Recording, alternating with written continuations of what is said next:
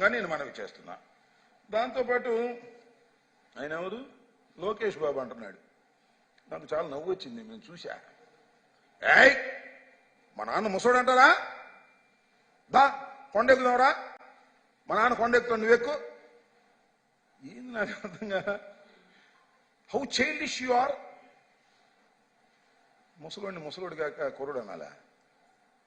ఒక మాట అన్నాడు, తండ్రి వయస్సు ఉన్నటువంటి వ్యక్తిని ముసలోడు అంటాడా? మరి తండ్రి వయసు ఉంది కాబట్టి ముసలోడు అన్నారు. నా తండ్రి వయసు ఉంటే నేను ముసలోడు అన్నా?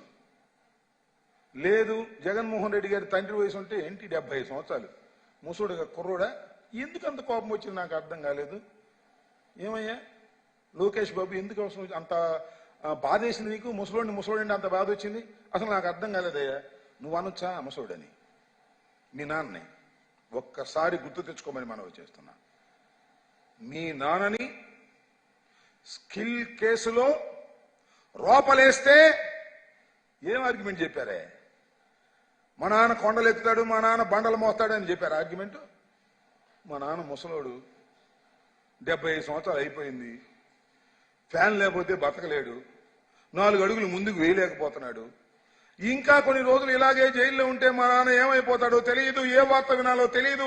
ఈ వయసులో మా నాన్న జైల్లో పెడతారని బావురు మని ఏడ్చినటువంటి ఓ నారా లోకేష్, మర్చిపోయావా?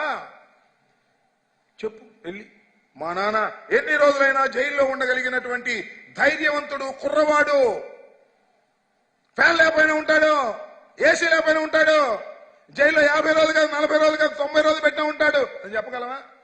జైల్లో పెడితేనేమో మీ నాన్న ముసలోడా, ఆరోగ్యం బాగోలేదా, గుండె వీకా?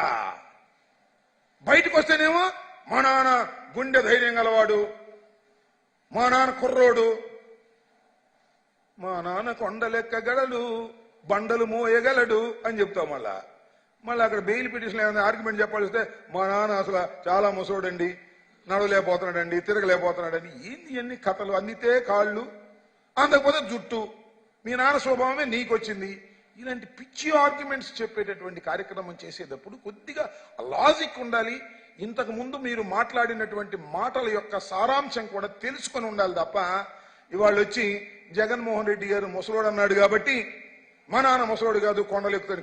కొంపదీసి కొండ ఎక్కించావు, కొండ ఎక్కిపోతాడు, ఇక అనుమానమే లేదు.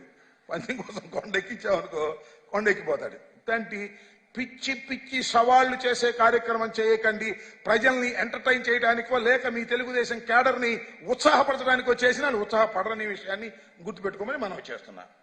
అంతేకాదు, నా గురించి కూడా ఏదో మాట్లాడక ఐ డోంట్ కేర్ దాట్.